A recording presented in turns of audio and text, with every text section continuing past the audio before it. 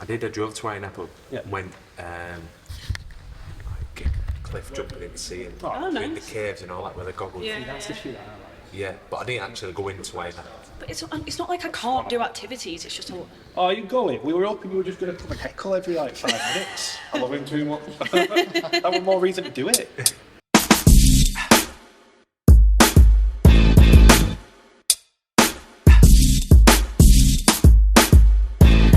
Hello and welcome to what is our second ever Meg and Matt meet. Yes, we are here at Wigan Warriors in their gym. I'm Megan Wellens. I'm not sure, don't know I'm speaking here. Down the lens. There's 3 cameras. And as you can see, we are joined by Brad O'Neill. Brad, thank you for joining us. No, you're all right. Yeah. I'm quite surprised we've got you on, I'm going to be honest, because every time I've spoken to you, you say, don't be a shit interview, don't be boring. Like, you always tell me you hate interviews. And I messaged him, will you come on? 2 minutes, yeah, of course, love to. And here we are. It was a long 2 minutes thinking about it. No, Didn't feel it. I feel I've spoke to you a few times, got a decent enough relationship with you, so I thought I'd. He knows come I on. mix it up. I mix things up, that's the thing. Don't Because mind it's that. the boring interviews you don't like, Yeah. innit? You've always said that. What's your least favourite media duty, do you think? I don't know, I just feel Post-match. post-match sometimes, but is it the media there? Some of them, and they all come in and ask you the same question. Yeah. I don't like answering the same question all the time. But Yeah. we hate doing them. Yeah, That's yeah. the thing, because it's, grand final day, so, preview day at Old Trafford, you get asked the same question like Yeah, 7 I times. think that was one of them. I went, Yeah. and it must have been 5 to 10 different people asking all the same thing, and it's like a script of what you're going to say to every one of them. It just gets a bit boring. You're looking at time, thinking, going home yet? So we're going to throw loads of grenades at him today. Yeah. No. Don't know what's coming. Well, I'll start with a bit of a curveball then, because in my research, I've realised you're a bit of an entrepreneur. So you're not just a rugby player. Trying to be. Got some businesses on the side. Tell us about it. Trying to be. Yeah. So one of them is vending machines. Okay. Putting vending machines in different type of commercial properties.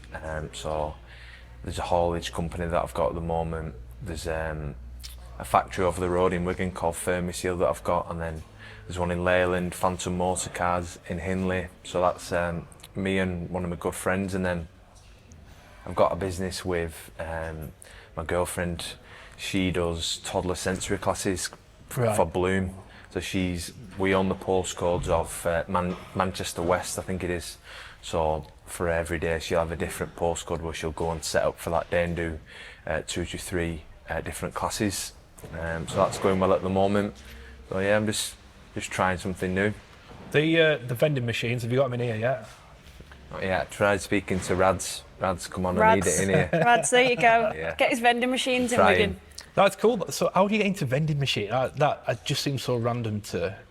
Yeah, so I was obviously speaking to one of my friends like, I feel like we need a bit of a side hustle thing to start, and then Alice's dad has been very, very generous and helped us along the way. He's into that type of stuff, so he's pushed us and helped us and sorted us out with a few cheap vendors to get us going. Right. So yeah, I'm grateful to him, to be honest. And then you're 2 days into pre-season. Yeah. You're already injured.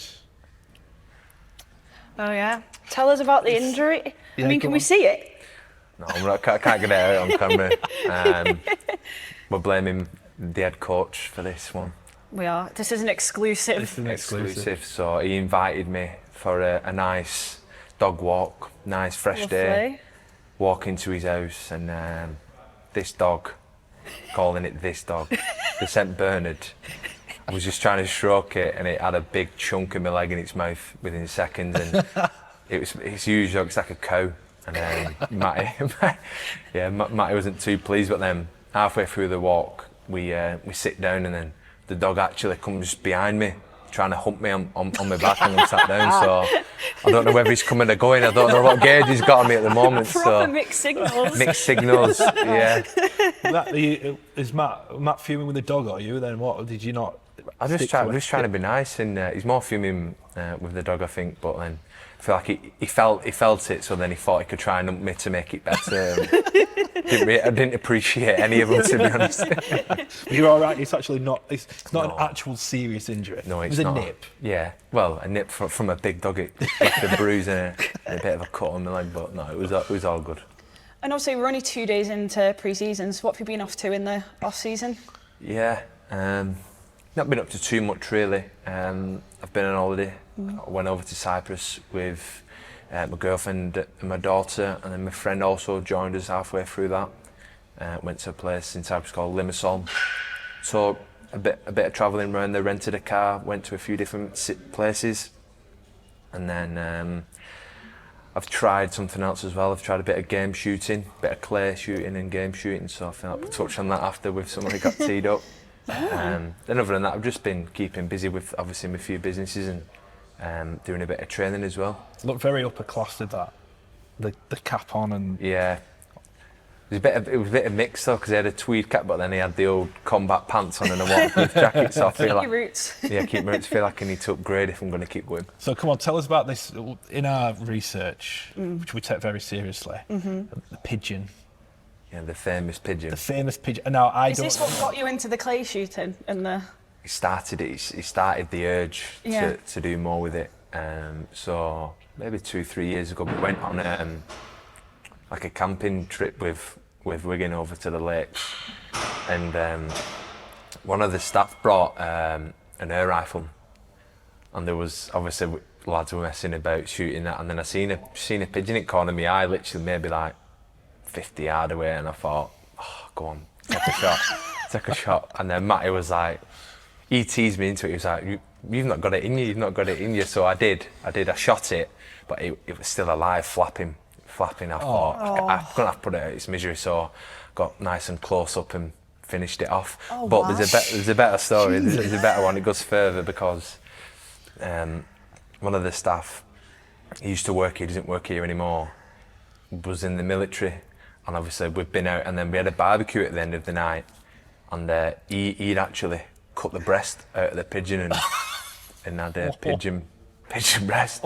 We all couldn't believe it. It was like, what is going on? And he's shooting, he's in it. So, yeah. What happens on off-season trips doesn't stay on off-season trips anymore. Yeah. So the whole squad was there as well. Everyone was there, but funny. And All I could think about when he said part of misery, you know, that in-betweener scene when they're on the boat with the fish. yeah, and He's punched it to death. Yeah. Sometimes it's better to just put it out of the misery. Yeah. What a compassionate man you are. And at least the bird got ate. It wasn't a waste. That's true. You know. No, At least if you're going to kill it, you can when you eat put it. it like that, it seems... Just Fair everyone play. should just Yeah, eat pigeons. Yeah, and it is actually, you can go and eat wood pigeon in these Michelin star restaurants. Not that I've ever done it, but That you is can true, you actually can. go and Really? eat. Yeah. Yeah, And it's like sometimes they'll serve wood pigeon. wood pigeon breast. It's only small breast. Is it like but- a good meat then? Is it like a high I quality? wouldn't say it's a good week because isn't a pigeon a rat with wings? Well, it's a different. So there's. Yeah. I feel like there's two different types. You've got your posh end pigeon, and then you've Posh got end your pigeon. your Posh shit end head pigeon. So is a wood pigeon a posh egg? Yeah, I think I so think because so. it lives in the woods. It's a, you know. Wood pigeon in my garden? Are you any good at it though? And the shooting? I'd say I'm starting off at the bottom, but I didn't miss on my shoot. I come alright. away with Okay. a few decent birds. So my first time on a game shoot, I didn't come away with nothing, but I wasn't the best either. So how do you... Obviously you become good at them by shooting them, but is Yeah. there like a way to shoot them, like an area that's... Well, obviously, I think that if you're going to kill it instant, you go for the head. Right, okay. But you can hit it anywhere really. But if you hit it at the back end and it comes to the floor, it might still be flapping about. So then And then you have to put it out of its misery. got to put it out of its misery as well. Yeah. But it's quite good because the birds that you end up shooting in the morning end up getting cooked for you later on. Oh, I see. So they'll cook them for you and then... Yeah. Yeah, if you go on one That's of the those whole point. How they Game ever half shoots. live? That's the whole point. It's a game shoot. Yeah, fair enough. game shoot. But if you, obviously I've been doing a bit of clay as well, but just practicing. But I feel like it's two completely different sports that, with the clays and a bird. Because them birds, well, obviously they have their own mind. They're never, you're not just. Yeah, of You know what course. I mean? As long as you're having fun. As long as I'm something different to rugby, I needed to try something different. Yeah, because you're very, like... I know that you're very all thinking about rugby league, aren't you? Like, you said this to me before, you you're always on it. You never really switch off. You reflect on everything. But that must sometimes get a bit too much. Yeah. And I feel like last season, coming back from injury, I learned, speaking about this to Matt, to be fair, and we was on about the balance in between trying to get it right, you know, having a tough week, or say if you lost at the weekend, you come in and you're not really feeling like you played well, you're trying to work on your craft, and then you can just overthink it. But then even when you're going home and trying to spend time with your family, you know, you're there with them, but you're not actually there, you know, being realistic. So I feel like coming away from it, learning about balance and getting that right was good take. What things have you implemented to try and balance it more? Matt is really big on the types of breathing and yoga that we do, so maybe just if that's when you pull up on the drive at home, going through a sequence of breaths to just bring you back, you focus in and going in and just trying to be present with your family more. And sorry me saying it, but actually going and doing it is a totally different thing. But trying it is something that I've tried. But he's got better. I feel like I had an off season of where I didn't really think too much about rugby. Yeah. So it was a better off season than what I've had previously. Well, I was going to say, because I mean, the big thing for you, I suppose, was you had the conventional off season, because I mean, elephant in the room, the England squad in it. You know, we all know how that worked out, and comes out and you're not in it, which I know you'll be really disappointed about. Yeah. Talk us through that, like how your thoughts about not being in the squad in the end. Yeah, obviously, very disappointing, but it was a whole whirlwind of a 48 hours leading up to that phone call. Obviously, you're coming off the back of the grand final, you lose, get sent off, and then when he rings you and telling you you're not in, very disappointing. Obviously, for myself, coming back from the injury, all I was bothered about was obviously winning the grand final for the team, and then hopefully going on to play England. That was all I ever thought about doing. And then to come away and not do both, it was a bit of a whirlwind, and I won't say a tough time, but it was a bit.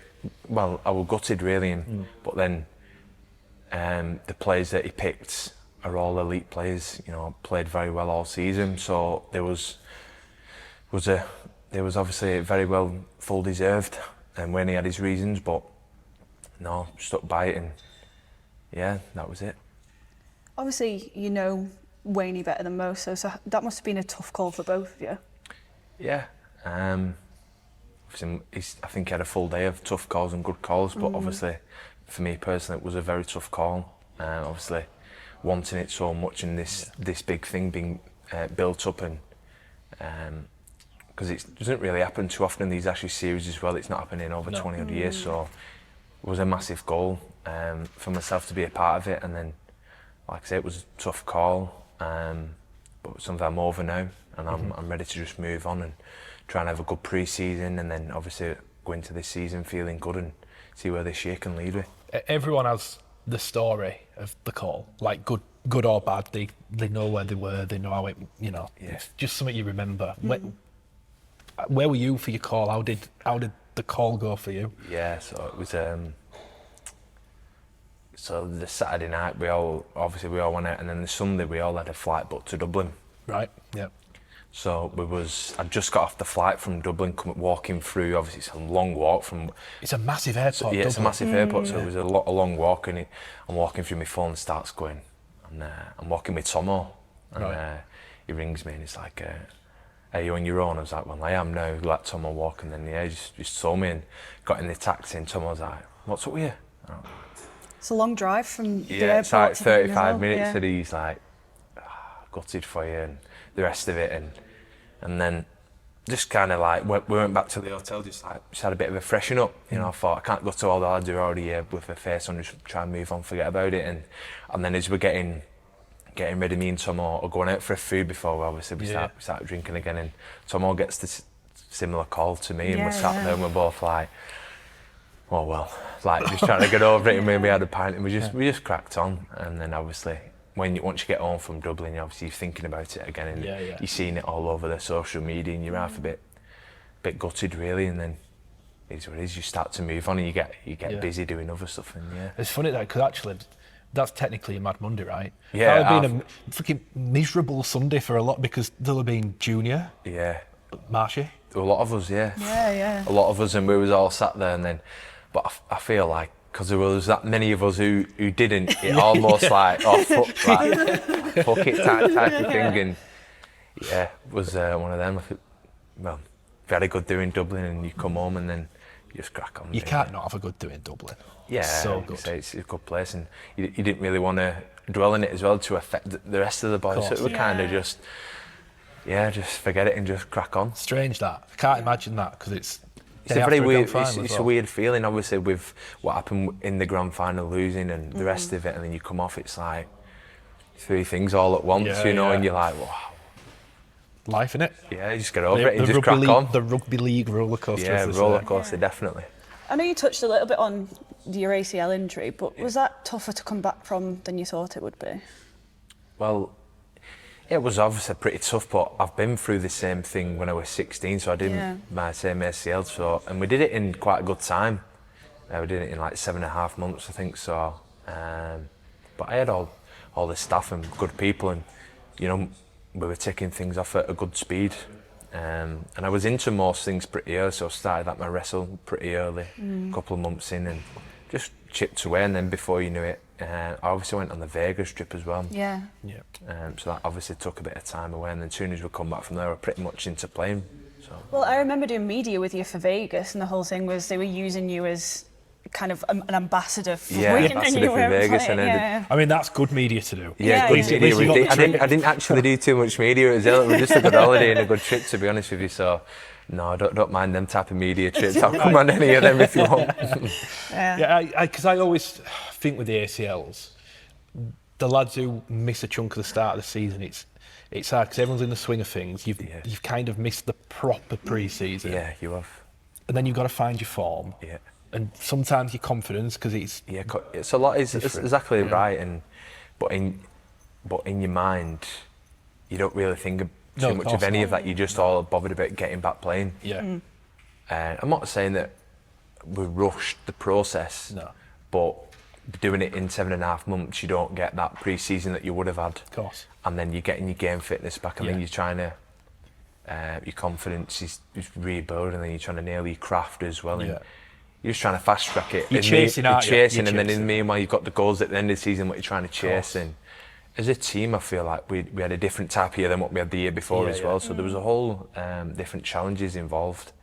And it's only now that when you reflect on this season, all the different things that you've learned and gone through is now that you can say that, you can say those things. But in the time, it was all guns going. You're trying to go for it. And as a player, most players will not even think about all those things that we said, and they just get through it. Yeah, you know, of and course. they just want the best, and they want to win. And then it's probably good that, looking back on that, I didn't probably play for England, because now, you know, I'd have missed another pre-season, Yeah. more Of course. or less. So on hindsight now, I feel like for myself coming back from what I did, that it's good that I do have a good full pre-season again, and you know, and then it gives me all that confidence and all the fitness and strength going into this season that I can attack it at full on. And it lights the fire, doesn't it? Because, you know, individually, you've got World definitely. Cup next year, but then also, didn't win anything this year as a team, which for this place is...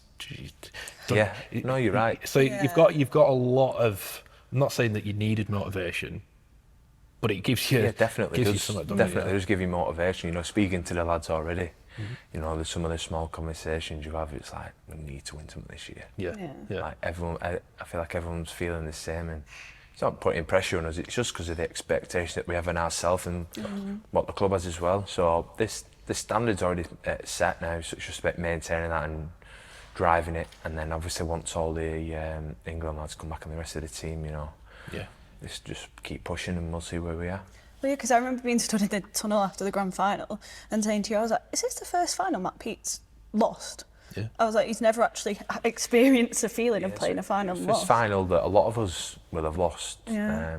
me as well, and it's an empty feeling. It's not something that I want to do again. I'll be honest with you. Actually, yeah, because your first final with 2022 Challenge Cup, 22. wasn't it? Because I remember it being a big thing that you played that game, and because you played big minutes, didn't you? Yeah, as well? Pau got a big ban in the Good Friday game.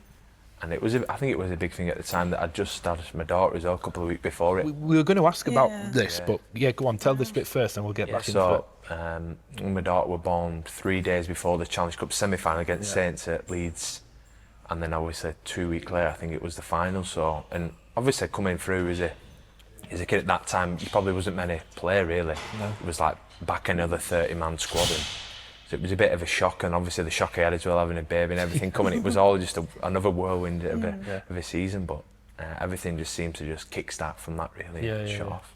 The baby, I remember this. So yeah, Sam got 6 matches, wasn't it? Yeah, 6 matches. And then it was What like, did he do? what did Crusher. I think it was a crusher. Was it against Huddersfield? Saints, Good Friday at Saints. Yeah, you're right. So then you come in for that game. Was it against Saints in the semi? Yeah. But then you have the baby, and you spent the whole week. Yeah, we didn't even train. You didn't train once, did you? No, I didn't train once. And yet you were 18 at the time. Yeah. Going into a game like that. Yeah. How was that? I think it was better that it was Saints. Yeah. Because you don't really need, like, if we were going into a Good Friday game now, all the lads in that probably wouldn't, like, you don't really need to do too much that week, you know, all the feels you just need to nail down a few things probably, but yeah, it was probably better that it was Saints for me because all that energy was there. Yeah. So, no. I get that, because all your energy really in the week will have been what was going on in the hospital. What was going on, and then you come to it, but like you don't need to be thinking too much about that game. You turn up and it's Saints, you've got to do it. Yeah. And it was there anyway, so yeah, that was a pretty it was a weird time. Like, it was like you couldn't even think about or get your emotions together without much of a whirlwind. You just going really. I can. Just to flip back, so we'll get back onto that in a bit. The grand final this year, so we go back to it. You obviously got the sin bin. You mentioned it. Yeah. Have you reflected on that and that incident, and I suppose the game itself? I suppose because it's as you said, a different experience to what you've had before, and then with the sin bin and what once you come back on it now. Well, I've watched it back a few times. Have you? Yeah, tough watch, but it was something that I needed to do. Reflection-wise on it, I feel like obviously the tackle went over the horizontal and that happened, but in terms of that, I feel like there's a line that personally that I play at. Yeah. Sometimes you go over that line and you pay the price, or sometimes you it's perfect and you know it's all good and you're doing well for your team, so it's just about that. But you know, I can't take nothing away from Mulcahy, the way they played that game. I feel like they beat us at our own game, to be honest with you. They were very physical. They couldn't really get out our own end. You know, they made errors early on in that game, and you know, I'm not saying that if we'd have took them, it could have been different, but you know, fair play to them. They were really good. You should have been 12-0, shouldn't you? Yeah, but 12-0. The way they come back from that, and they, you know, full credit to them because they was applying the pressure, finishing the sets really well, putting us in tough places, and then teeing off on us trying to come out, and then ultimately they executed, won the ruck a bit as well. There was their ruck was a lot quicker than ours, and you know, full credit to them all year. You know, they were the best team, doing all three. So on reflection, obviously doing what I did, you know, I can. And looking back, it's just your technique, really. Yeah. You know, I've done them tackles all year, and I've not gone over that line. But I suppose when you put all the emotion into that game and the fiery start, it was very physical, and we just went over the line, and nothing really much to say about it. And there were a lot of chirp in that game as well, weren't there? I remember after the tackle there were a lot going on, but we could see even from afar there were.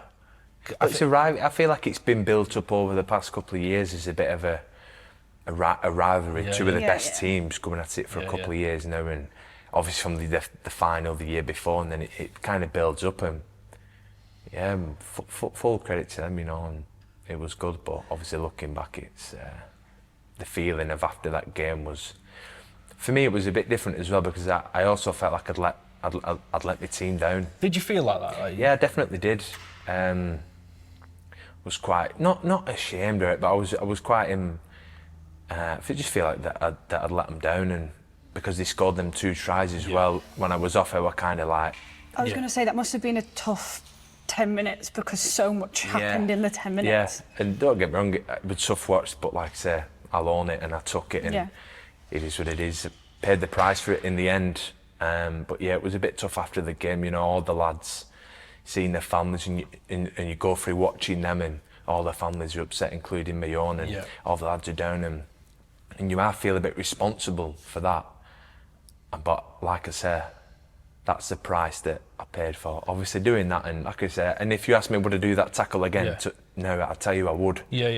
But I would say that I would nail it and not go over that horizontal line, you know. It's funny that, because I've never thought of it the way, you know, the family element of it, and you that feeling.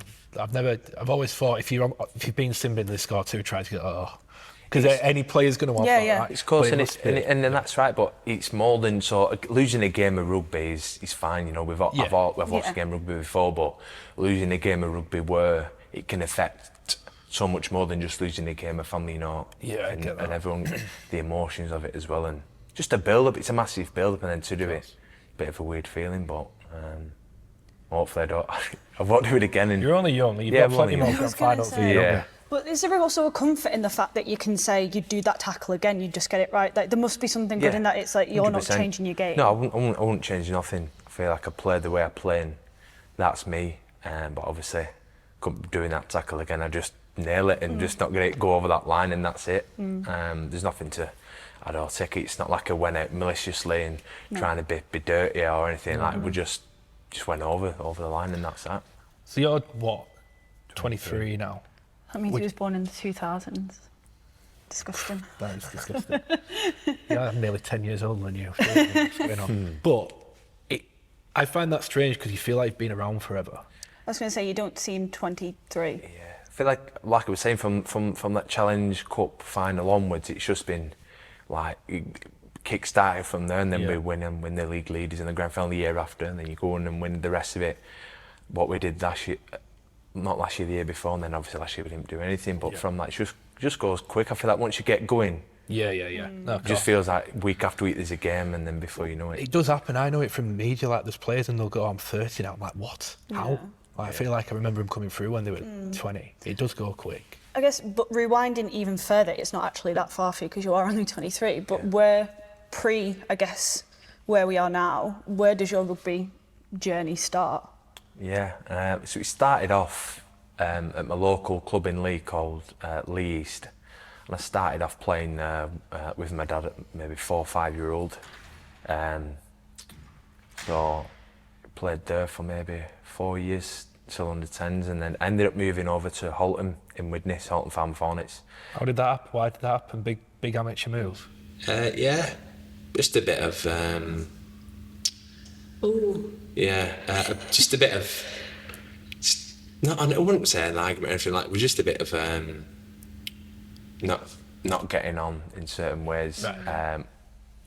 And anyway, we just ended up moving to Alton, and because Leigh East and Alton had this bit of a rivalry because we was always the 2 best teams growing up, and we'd always have cup games, and then so my dad got quite friendly with Lewis Dodd's dad, which is Andy Dodd, and then I ended up just going over to Alton. Obviously, I didn't want to move to Leigh Miners, which is the rival, so I ended up moving there, and we had a good 6 years there. We went through amateur, actually winning everything every year. We won the National Cup twice, won the North West Cup. So we went on and losing, didn't really lose at all. So had some good years there.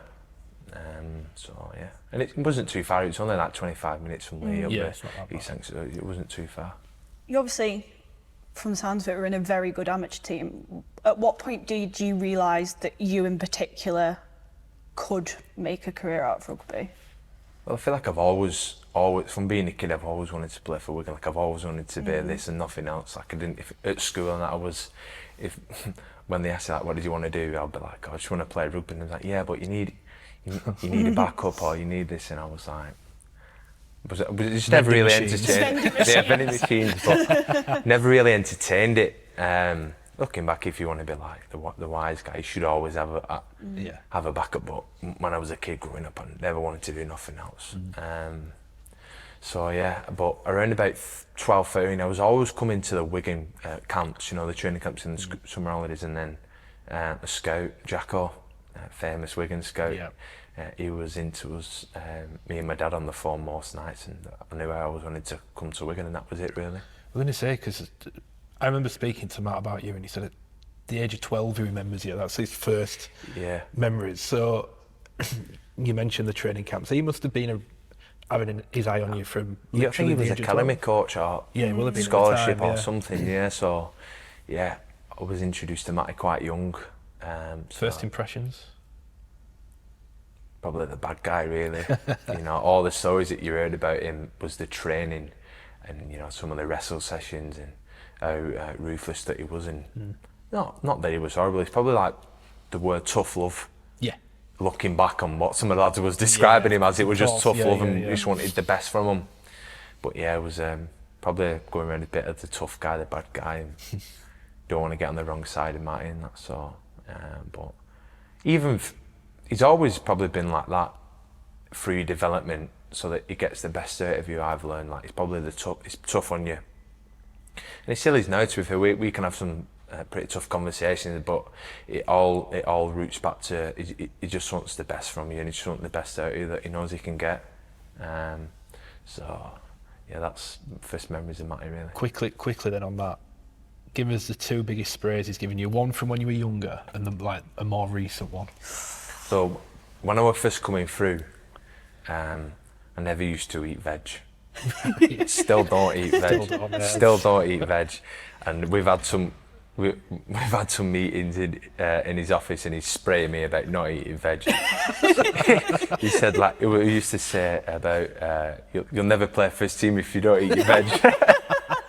That's what we would say, and he'd get into me quite a bit about not eating it. And then even now he'll probably sit, like, if we're going up for food up there, a sneaky comment when he walks past, "You still not eating your fucking veg." So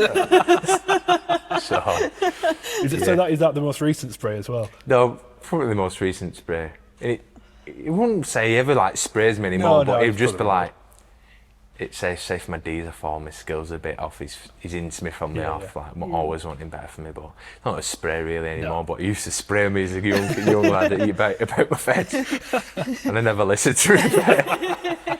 But then it's a good one, because Matty actually went where he only ate meat. I forgot what it's called now. Carnivore diet. So then he went carnivore. Then I would nudge him and say, "Fucking hell, where's your veg? Where's your veg?" Hey, he's done wonders for him. Yeah, done wonders. Yeah, he's looking good. He's really lean at the moment, Matty. So, but no, he's. There you go. It's a bit of a joke. It's a bit of a joke. He might finally have that rugby career. Yeah. So, what age were you when you officially came into the Wigan setup? I was 14 when I signed on scholarship. So I did 2 years scholarship, and then obviously signed for academy. And then COVID it actually. After the first year academy, COVID it. So for forever 12 months for a long. You know what? You've done well though, because if you actually look at Super League, the people in your age group, there's not many that have come through. So I think because of COVID. I don't know actually how many there is, but I feel like from my age group who I come through with, there were me, Yamila Hanley, obviously who's at Leeds, then Harry Rushton at Huddersfield. I think there were Corey All, I can remember. He was at Wigan for a bit actually. Corey were class, one of younger, like. He was really good. Who else is there? Obviously Lewis Dodd. Yep. And then other than that, maybe I'm missing someone. But I was looking at this because we were talking. I think it was something to do with Saints. So we were saying like there's no one in that age group who's. I think we were on about how Saints and Wigan had amazing academies, but there was this age group where there was just a bit of a dip in how many people came through, and even the year below, I think, is the Matty Nick who come from Wigan. Yeah. And then the year below that, then junior starts coming into it. Then. Yeah. But they were back in by then again. Yeah. So they was in scholarship when all that hit. But no, it was a weird time. So I did my ACL actually. I did my ACL in the summer, and then the following the winter that year, that's when the COVID started. So then after my rehab, I had to do it on my own. A nightmare really, that COVID. That's a massive that's a massive stumbling block quite early though, to do your ACL at that time. Yes, but I feel like it benefited because I had more time to come back from it. So when I come back, it were like I'd recovered fully, and I'd had more time. Obviously, we're young as well to develop. So I come back actually okay from that. I didn't really feel no pain, and so it was good. And before that, I know you've told this story before, but you had one of the most gruesome injuries I think I've ever heard with your liver, was it? Yeah, so lacerated my liver and broke my ribs. How old were you, by the way? This is the important I was 15, thing. yeah, I was 15. How do you do that at 15? Yes, I was playing for England against Wales in Cardiff in September, and I forgot what year it was now, and like flipped down like I would now and tried to hit someone, and he'd seen me coming in and he lifted his knee. Oh. So I thought I'd just been winded. I was on the floor like, it's like my dad would be watching. Get up. Get up, better get up. So I actually like struggled to get up, and I got up and I come off the field, and then I was lying on, remember, you know, the tackle bags, I was lying on them, getting my breath back, thinking, what is going on here? And then Paul Anderson was like, you sweet, ain't you? And I was like, yeah, I'm sweet. So I actually ended up going back home, made like 4 tackles that set, and I was like, I'm finished, mate. I can't breathe here, mate. I'm finished. You went back off? Yeah, so I went back on, made like 4 tackles that set, and then I come off, and then after the game, like, I went white really. My mum, from what my mum was, and she was saying, you're not right, are you? You're not right. And I was like, I think I'm all right. And then she was like, right, we'll have this milkshake then. You know, the Yazoo, remember tasting this Yazoo? Oh. But I had it, I was spewing. I was like, Mum's like, you need an ambulance. But my dad was like, no. We'll drive him back to Manchester. So he was doing Cardiff, and it's a long drive. And Mum was like, fucking no chance you're putting him in the back of that car. My dad was going to lie me down in the boot, put the seats down and drive me home. Then I ended up getting an ambulance, and as it turns out, if we'd listened to my dad, I probably wouldn't have been here. So that serious? That serious. So I was in intensive care for like a week, and then I was in hospital for 2 weeks. The first week I was in intensive care. Yeah, probably finished. Intensive care? Yeah, in Cardiff Hospital. I think there was talks at the time about getting, you know, the air ambulance a couple of days in when I was back stable to take me to a different, like the liver specialist hospital somewhere. I'm going to say Children's Hospital won't be able to sort that out. Yeah, so obviously that's what it was. That was whirlwind, but I think I missed half a year 11. I didn't go in school for months. Yeah, I bet. Some treat. Some treat. I loved it, but then I ended up only doing half of like the GCSEs that I needed, maths, English, science. Yeah, of course. I only did them, and luckily I passed them, to be fair. So it was all right, but a bit of a... That's one of those though that, like, because it's so rare, like, how do you, like, not many people are like, oh, lacerated his liver, that must be what it is. How do you treat it? Like, yeah. What did they have to op on it? No, nothing. So your liver I think is one of the only organs in your body that can recover itself just naturally. Okay. Well, that's why, because with alcohol, it's like you can, if you stop drinking alcohol, your liver will recover. Okay. But you just have to.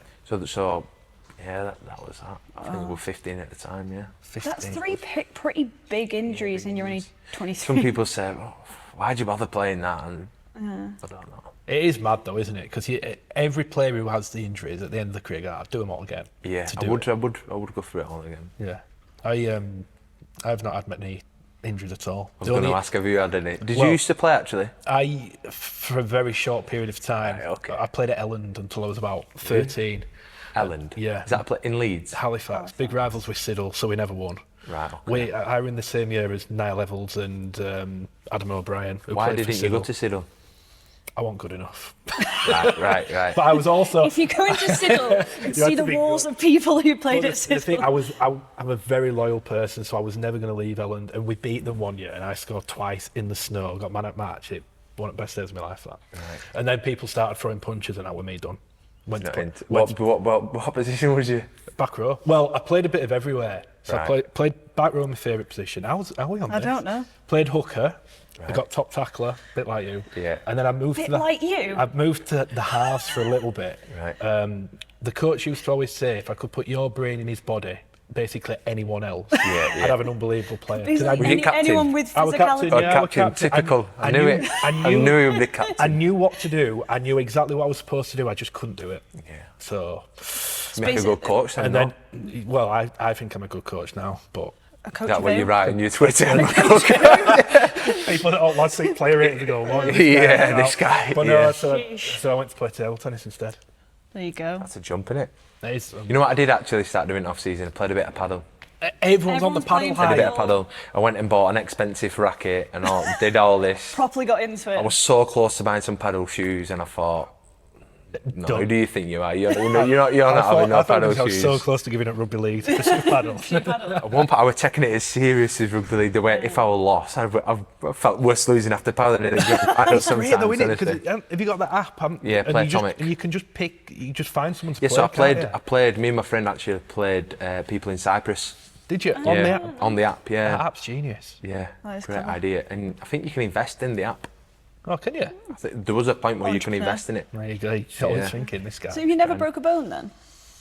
I broke my ankle, didn't I, day before World Cup? How did you? you do that? Quite literally walking. I've got very, very bad ankles Right. from table tennis because I just go over them all the time. So day before 2022 World Cup, I was walking from Newcastle Library because I'd recorded a podcast there, flat surface, ankle just went broke. ICR, just normal. Normal. Wow. Yeah, that were it. And then I had to spend the whole World Cup with my dad driving me around to games because I couldn't drive. Couldn't play table tennis. Bad time, that. Mentally. But then the worst injury I've got, you were witness to. We're in that cage. who hit you hard, Tyler? Tyler. We're Tyler. You're in the background of the video though, just going. There is a. You know, but it's on Tyler. If there's anyone who you would say was going to do that, it would be him who would do that. Yeah, well, the thing is, I know Tyler as well. Yeah, so he had it in for you, Facts, didn't he? They were in Paddy Mago, Liam Byrne, weren't they? Yeah. And they just ran it in straight. And Fair- the video. Fair play to you for even trying to do it, to be honest. I didn't try. I succeeded. Didn't you just get Yeah, can you remember me stepping Bernie? I had to get Yeah, him you on the proper. cross. Yeah, but he was half-hearted there, and then he got wound up after Why are you that. saying Why you you lying? waving that red flag in his face. But there's a video of you when it happens, and you just go, "Oh no, that's really no. bad." It was tough. That. Such is life. When was that? 2-3 years ago now, year pre-season. ago. Yeah. So Matty wants, coming again? Matty wants me to do something else this time. I'm like, I'm not getting in cage. I don't want to run. I'm not a runner, as you can see. your ankle break. Maybe. You want me to do the sand dunes? Someone actually did that. Someone Josh McAllister, Jay, that did yeah, it. he did. He did it. Yeah. Struggled. I was gonna say. He only did first couple though, Yeah. and then he threw What did towel you run in. up and down him? Yeah, it's pretty decent. Well, it's decent. It's a tough session, but it's Yeah. a decent session. So like, you start.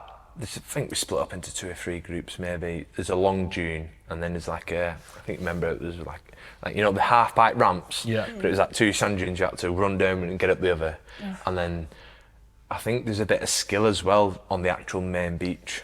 Do like a skill games. Oh right, I thought you meant skill to running them. Like, No. There's a technique. skill games. There's like a big rotation. You go around it a few times, but obviously quite tough. And they say it's an hour session. It's never an hour session. It's 2 hours. So you're thinking that I'll be back at car for 9, and you're not. It's 10:30, and you've just got back at car. You think, Just wow. don't sound like fun to me. No. I don't. I think sound like fun. genuinely, I'd like. Obviously, I know I couldn't be a professional sports person. You broke your leg, didn't you?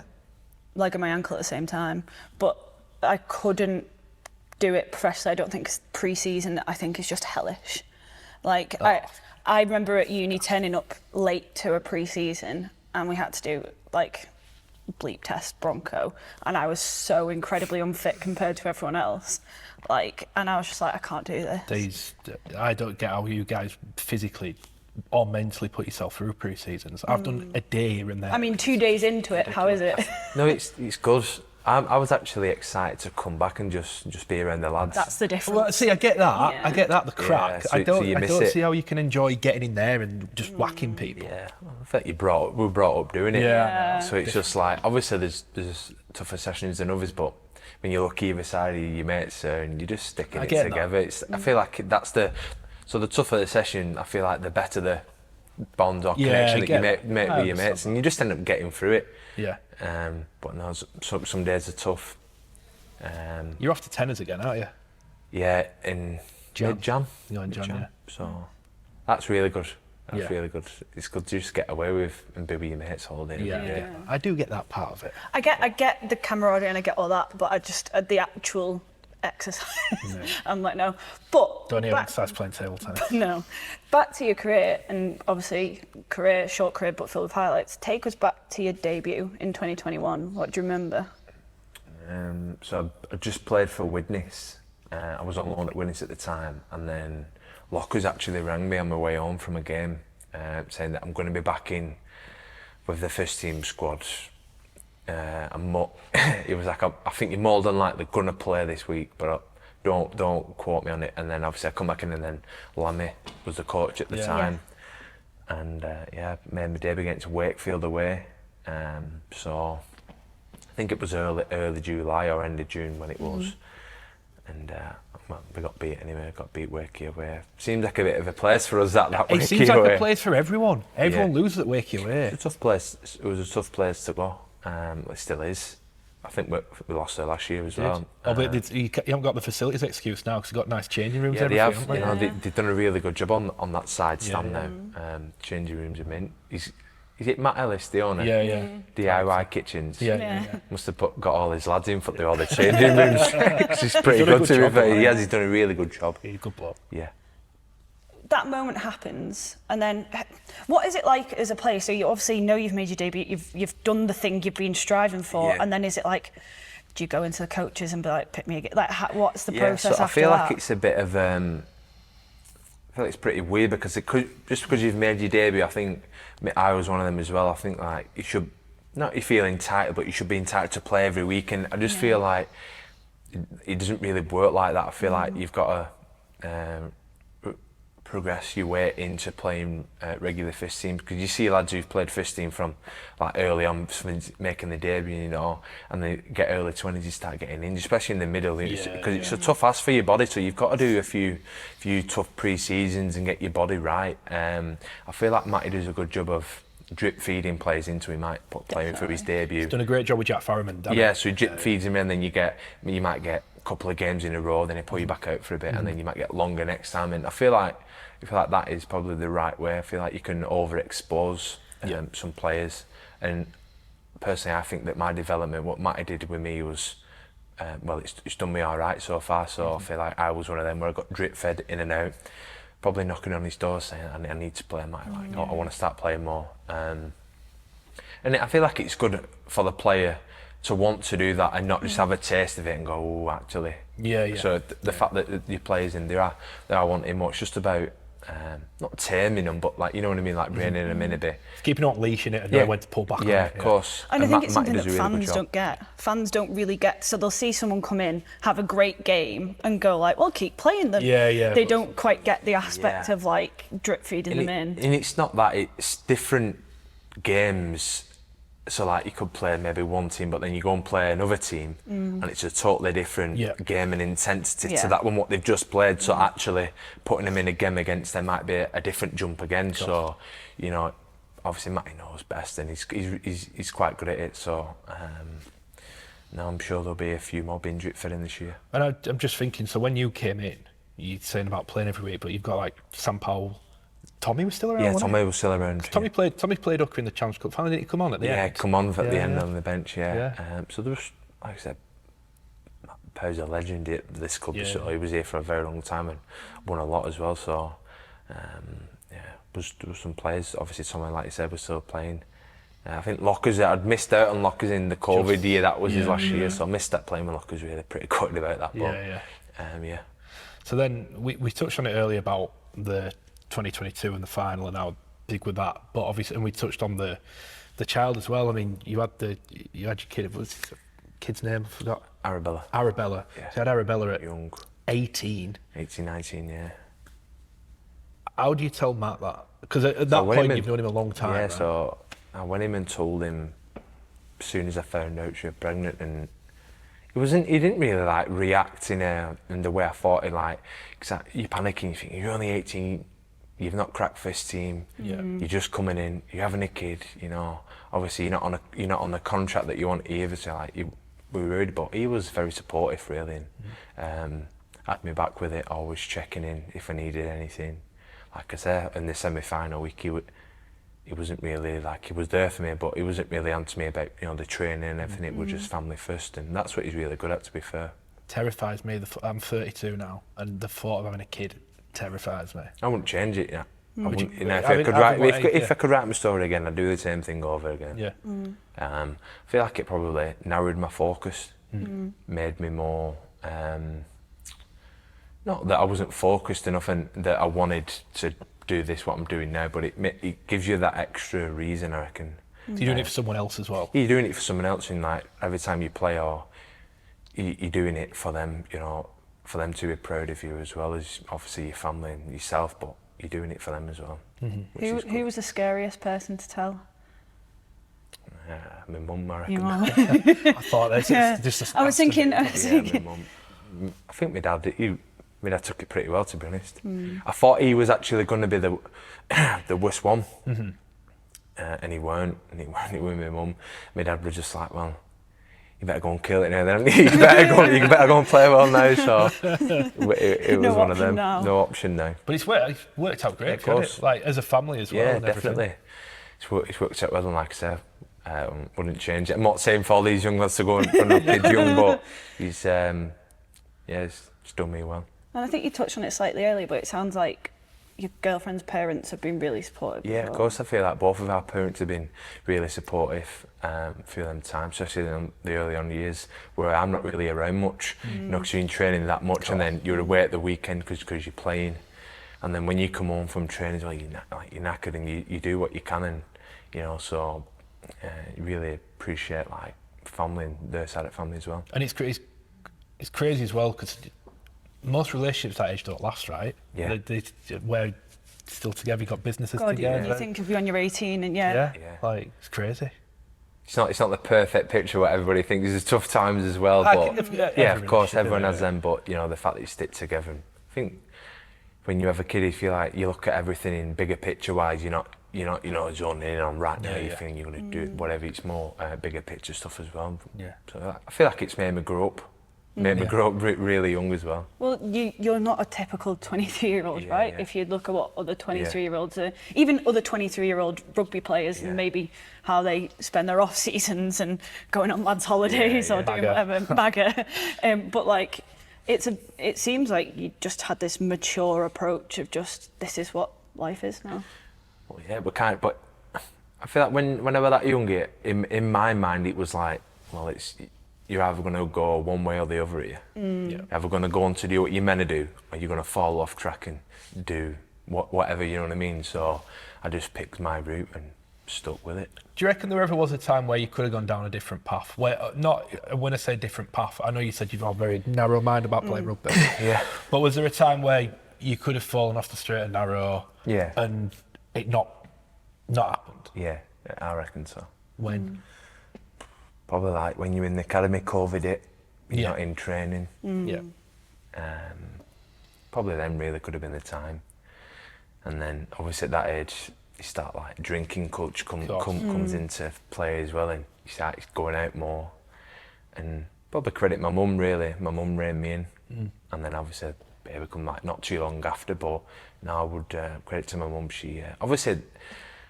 It's just part of growing up. I feel like most lads would probably go through that, but I'd probably say that was the time. Yeah. Did she have to properly rein you in? I wouldn't say like properly rein me in and give me it like, but I reckon we had a couple of sit down chats and had it out arguing and that. But it was good, and probably similar to Matt. It's tough love. I feel like it's important, especially my mum. She's very tough love, even now with me, to be honest. Yeah. Does she critique your games? No, it's my dad that. I was going to say. You know that's pretty. My nan, honestly, my nan reins me in. So like, say if I reckon that I've had a good game or say I've got a few whatever, my nan would be like, don't know. Just to rein me in though, just to bring me back down. So she's pretty good at that. Even now, just loves reining me in. Which is good really, because it's something you don't get ahead of yourself. Yeah. You know, she reins me in. And where my dad we taught rugby, but he's into scouting now, so he did a full lot of coaching amateur with me, and then when you go academy, he would just sat there then. But he obviously really enjoys his rugby and his coaching, so he's into scouting now. He scouts here at Wigan for all the guys, so he's full on with that. He's here most nights, he's out all weekend watching rugby, so he loves it. He's found his new passion now, so he's good for it. You've had to be, like you say, reined in a lot, but I'm thinking just about, you've obviously had so many career highlights as well. Penrith, that must be one where you walked off and thought, yeah, that was the. If anyone could ask me which was my favourite game or my biggest thing, I would say the World Cup challenge year. And obviously played at Old Trafford and Wembley and wherever, but I feel like here only in front of 24,500 Wigan fans, beating the best team in the world, won 4 in the bounce, and the rest of it was a special moment. Just because I don't know, I felt there's so much shown about them and our competition not being as great, you know. So for them to, plus as well, the year before Saints beat them over there, and they was like, oh, it was our warm-up game or whatever. Except so this year we're gonna get it right. So then it was more like, it's game on then, you know. I feel like we obviously we won, and it was a great game. Set for ages, and we was under the pump most of the game. Couldn't get out of our own half, but I feel like the grit we showed in that game was just showed who we believe we are as a people and as a team, and the fact that it come through and we got the result and added to the history of the club is massive. Without blowing your own trumpet, you had an all-timer in that game. I was going to say, that felt like the game that ridiculous. announced to you as... Yeah, you were a jewel. I know you'd played in brilliant games before, but that was the one where it went, oh, well, you just every tackle you just whacked. It meant more. It meant more. I'm not saying that another game doesn't mean more. So if you play Saints, that means everything as well. Or you play any team, you don't go into any game. But I feel like that game just meant everything. It was all or nothing that game, and because they were coming for you, they were coming for you as well. You know, so it was a bit of hatred game. But when you're in it, and very physical as well, and you know, you had some great leaders beside me.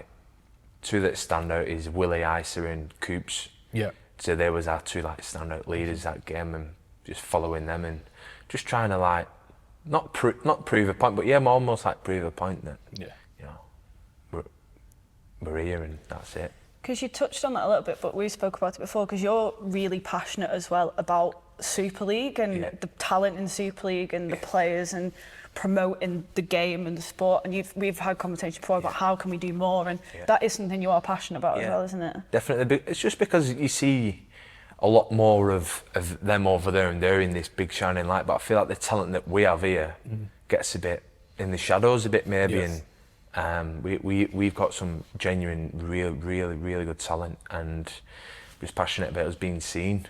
I'm passionate about our game growing.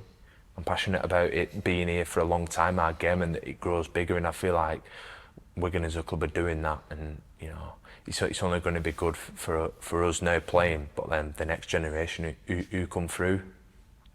I feel like there's been a real push in our game, you know, all these new events. It's been, I mean, you know, getting the Ashes series on has got a lot of eyes in our game as well, even though or whatever, but it's got a lot of eyes in it. The fact that the Everton ground has been big, the new Magic's going to be there.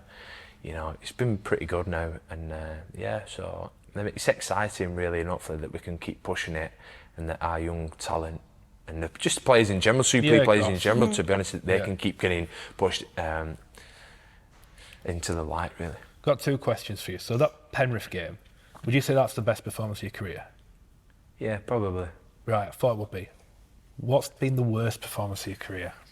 Every player's got a story on this. They all know what the worst game, and they normally act like that before having to tell it. I'm trying to think. There's been a few, I reckon. Especially in my early days. I remember just like giving a few like blunder balls where I've passed it, and there's been someone coming at line and he's got him smoked, and I'm thinking, why have I just done that? And I won't even want to watch it back because I knew it was my fault. I think there's a game where if there's a game where I've missed a tackle, but if I miss a tackle and they score, I hate them. I'll never like that. I'll really hate me that game. So just a game where I've made you know, on someone else's highlight reel, and it's your fault. Any of them is one of them. Well, because I always laugh, but like I know we touched like. Paul Wellens for him is the Rob Burrow greatest try ever, is him diving on the floor trying to stop him, and he's always like, it's great seeing it, but I'd rather not see it because I'm the So for everybody's highlight, there's always someone's worse. someone else Always is like, can we someone's stop like- playing Yeah, it, yeah, please? Yeah, and that's on everything that tries, isn't it, as well? Yeah. Good try, to be fair. But Some try. Yeah. Like the Bevan one. Like Well, Mikey Lewis will never not have Bev that. try in the grand final because he steps him on the reckon inside. did Mikey score one similar though this year He did. or not? Yeah. He did, but his thing was He because made up for it, didn't he? Yeah. Yeah. Performance. Well, because wasn't it that I can't remember who Mikey stepped this year, but he went, wasn't it Bevan? And that was the whole thing of He got on the outside of Liam, didn't he? yeah. Liam Farrell then steps Yeah. Bev. yeah. Well, one all. No, why are we going back no, on No, we that? don't need to. Don't need to go back on that. But I guess it's brought us full circle though. So we're here 2 days into pre-season. Wigan have had a season without trophy. The motivation's there. What are the expectations and I guess desires for the season we're about to go into? I mean, we've got what? Yeah. 2 months, less than 2 months, two and a bit months. Yeah, 2 and a bit months. Well, I feel like the expectation is very clear, really. It's to go out and win silverware. And if you asked every player in Super League, they'd probably say the same as me. Yeah, of course. But I feel like the desire's never not been there. I just feel like with what happened last year, obviously there'd be a bit more fueling the fire. But I feel like we've learned as a team a lot from last year as well. So the lessons that we'll learn will go into this season, and I feel like it'll definitely benefit us. And I feel like like you said, we've never lost a final. So so far I feel like we've won everything together. We've lost everything together. Yeah. You know, we've done the full thing now, and I feel like it's how we can come back from that as a team and as individuals, and hopefully that it brings us closer. Yeah. Which I personally think it will. The bond and the connections get better. We're all obviously hungry for the same thing, and it's just about, I feel like, performing week to week. You know, not looking too far ahead, and reining it into just on the next day, the next game. You know, improving on your own game, the team's game. You know, week on week, and not looking too far. But obviously, the expectations and the desire is to ultimately win trophies. Can I pick your brain on the lessons? Because I found it intriguing watching you guys this year. I felt watching you at times you looked bored as a team, which is probably unfair, but it's the best way I can think to describe it, because there were so many games you get a lead and then the other team had come back, but it almost looked like you were in second gear, like middle of the season. Yeah. And then it felt it'd come good again, but then I was like, is it a Vegas lull? Was it that, or are they complacent because they've done everything and you're waiting for those big games later on in the year? Or is it something else? It always felt like you were going to come good. Then the injuries came, and then there was that spell, and then you did. But you came good, but then it was. Was it very consistent? Was it? Yeah, that's fair to say. I just found it strange watching. I remember the league. You played league here the second time, and you were cruising. You're like 22. 26. Oh yeah, and then Lee scored about like 5 tries or something. So many. And a bit of complacency. Yeah, you are probably right in. I wouldn't say. It's tough for me to say that we was complacent, and I don't think we was all year round. I feel like there were probably small spells of it, but yeah, probably a bit of that, not being ruthless enough when we did have that lead. But like you said, and probably just. But I think we needed to start there. I feel like there were some of them games you could have picked out, and we looked like we were just a tip out. Sometimes instead of being the ruthless mentality that we know we have. And that could have crept in, but I feel like going forward this year, it's to check that out, and it's all like, well, we're back to square one, aren't we? So we've won nothing. Yeah. We're now the underdogs. We're not the, so it's about us going after it now. And I feel like, I'm not saying this was the way that we was, but because we did win everything, you know, like we just felt maybe that, not that we should win, but like. Probably that we was expected to win as well by the media as well, and you know we were expected to go and do this, and at the same time we had just a rugby team as well, and them types of stuff you're on about does happen to every team. Of course it does. Yeah. Look at Liverpool now. Yeah, it happened. You know so there's spells, and like we said before, it's a roller coaster of a season and the highs and lows. But I feel like what we can take from it is the consistency from the game. So not having our best up here and our worst down here, you know. So you're not always going to play your best every week as a team or as a player, but being consistent is what we need to strive for, and having the same mentality and doing our job really, like the standard needs to be there every week. It can't be, you know, dip. And also, obviously you set the standard and it's there to be, it's going to be tough on it, but it's about being as close to it every week as possible and not just going through the motions some weeks. I think that'd be it really, you know. To say we had that type of season and you still get that close in a grand final is a tough thing to take as well, because if you win that grand final, you know, you probably us as a club might look back and go through them things you might say, but from the whole outside world probably gets quiet in that. 100%. You know, so it's good that I feel like win or lose, that you would have the same review, you know, of yourself and of the team, no matter what result happened at the end of the year. And I feel like this is what we're good at, and I feel like that's what we've done. The lessons was learnt, and that we are going to learn from them this year, hopefully. And then I think just to bring the whole thing full circle and wrap up, your personal goals for the year beyond that, I'm assuming England is the obvious. You got a World Cup, that'll be in Australia. In Australia, that'll be the one. And I'm assuming personally beyond winning trophies again, or is it something different? I don't really want to think too much about it. Okay. It's out of when you say it's going to be one of my goals. Right now, I wouldn't say it is. Right. It's out of the picture. It's about me just performing well in pre-season, and then going into the year and being real consistent in myself and playing well and doing the best for this club, really, because that's what matters, I feel. Playing well week in, week out, and then obviously building towards winning the silverware. Then if you do all of that, that England thing then comes together at the end. You know, thinking about England through season is like I've learned to, from another lesson learned, is not really think too much about the end of the season and outside of what really matters. That's interesting, that, because that's also kind of what I felt maybe as a team you were doing. Yeah, in the season where you were just thinking about those big games at the end of the year. Yeah. And don't think about the bread and butter week to week. Yeah, of course, and that's a lesson learned for me personally. And then I feel like as a team as well, you know, you don't or you shouldn't wait for those big games. Every game should be a big game in terms. And I feel like that's where the consistency and the standards come into play. So, yeah, learnt a lot. But like I said, for my personal goals, it's them what I've said, and then the England stuff. If I'm doing all them right, maybe I might come into contention for it. But I don't really want to think too much about it. It's a long time off yet. We've got a lot to do before that. Sounds well. There we go. What another brilliant episode, in my opinion. Ended becoming about me and my rugby league career. It did. Up with that.